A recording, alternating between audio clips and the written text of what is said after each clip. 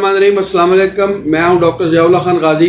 आज हम बात करेंगे मैदे के हवाले से कि मैदे के अंदर तज़ाबियत के लिए, मैदे में गैसेस के लिए इंतहाई मुफीद होम्योपैथिक की दवा आज मैं आपको बताने लगा हूं।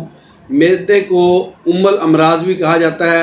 जिस्म के अंदर जितनी भी तकालीफ होती हैं, बीमारियाँ पैदा होती हैं, उसका रास्ता बुनियादी तौर पर मैदे ही से गुजर के जाता है।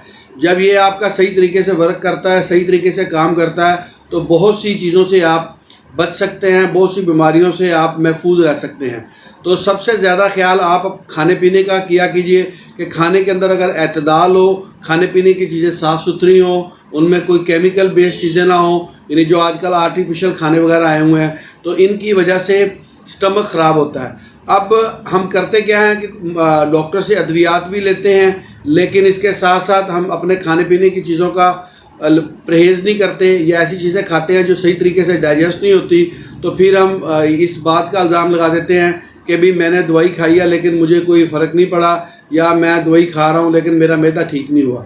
तो इसमें चंद एक चीज़ तो पहले मैं आपको एज ए प्रिवेंशंस बता दूं कि जैसे नबी अलैहिस्सलाम ने फरमाया कि खाना हमेशा हाथ धो के खाना चाहिए। अगर आप खाना हाथ धो के खाते हैं और चीज़ों को साफ़ सुथरा रखते हैं, अपने खाने पीने के किचन को ख़ास तौर पे साफ़ सुथरा रखते हैं, तो आप बहुत सी चीज़ों से बच सकते हैं।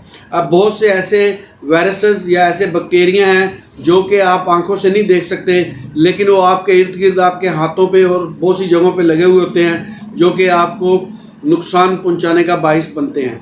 तो इसलिए एक तो ये कि खाने पीने की चीज़ों को साफ़ सुथरा और वो चीज़ें इस्तेमाल की जाएं जो कि हेल्दी फूड्स हों, ना कि ऐसी चीज़ें इस्तेमाल की जाएं जो कि आपके स्टमक को बर्डन फील हो।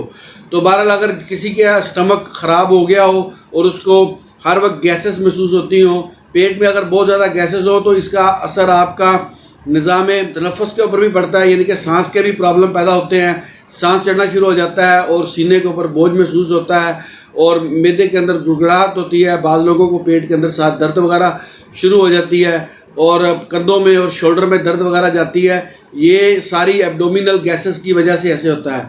खाना सही तरीके से हज़म नहीं होता और इसका जायका बहुत देर तक महसूस होता रहता है कि भी जैसे चीज़ खाई हुई है और उसका जायका काफ़ी देर तक वो अपने मुंह में उसका महसूस करता है। इसके साथ साथ इसका असर जो है वो आपके निज़ाम पेशाब पर भी होता है, यानी कि आपका जो यूटीआई सिस्टम है इसकी वजह से वो भी इन्फेक्टेड हो सकता है, क्योंकि जब इससे जो आपके न्यूट्रिएंट अज़ा निकलेंगे वो सारे जब आपके पूरे ब्लड के अंदर शामिल होंगे तो उसकी वजह से आपको पेशाब भी बार बार आएगा और उसके अंदर नमकियात की मिकदार ज़्यादा होने की वजह से और उसमें तकलीफ़ भी होगी। बाज़ का पेशाब कतरा कतरा भी आएगा और पेशाब में रुकावट भी होगी। ये सारी चीज़ें आपके स्टमक के ज़रिए आपका मैदा ख़राब होने की वजह से ऐसी अलामत आ सकती हैं। अगर ऐसी अलामत हों जिसमें आपका यानी कि यूटीआई इन्फेक्टेड हुआ हो या आपका स्टमक डिस्टर्ब हुआ हो और आप गैसेस हो, तज़ाबियत वगैरह हो, पेट में दर्द वगैरह हो, तो वहाँ पर होम्योपैथिक की दवा जिंजबार ये क्यू फॉर्म में इस्तेमाल की जाती है। इंतहाई अहम दवा है, इसको आप इस्तेमाल करें और इन तमाम तकलीफ़ात से छुटकारा पाएँ। ख़ास तौर पे मैदे के हवाले से कि मैदे में तज़ाबियत के लिए, गैसेस के लिए, बोझ के लिए ये इंतहाई अहम दवा है। और इसके साथ साथ जहाँ पे अगर किडनीज़ के अंदर कोई इन्फेक्शन हो गया हो या किडनी फेल हो गई हो या पेशाब के अंदर कोई प्रॉब्लम हो, उस जगह पे भी ये दवा बड़ा अच्छा काम करती है।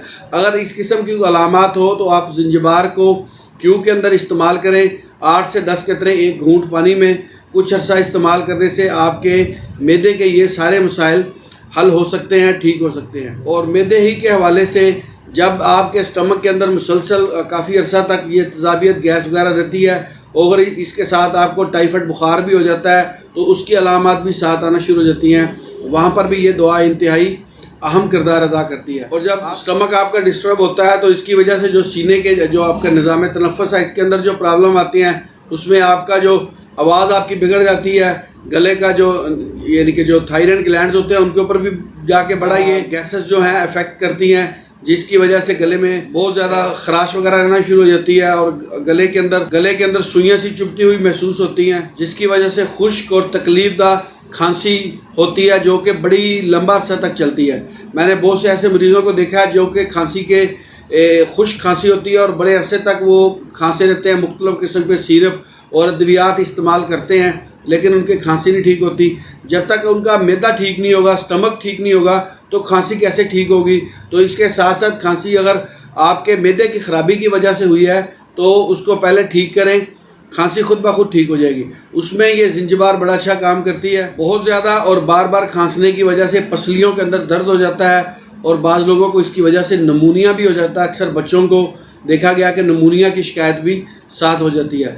अगर ऐसी अलामात हों तो जिंजबार को आप क्यू के अंदर इस्तेमाल करें। अगर खांसी हो और साथ नमूनिया की अलामात आ गई हों तो आप इसको 30 के अंदर इस्तेमाल करें। सुबह दोपहर शाम 5 से 8 कतरे एक घूंट पानी में, और मैदे की ख़राबी के लिए क्यू फार्म में इस्तेमाल करें।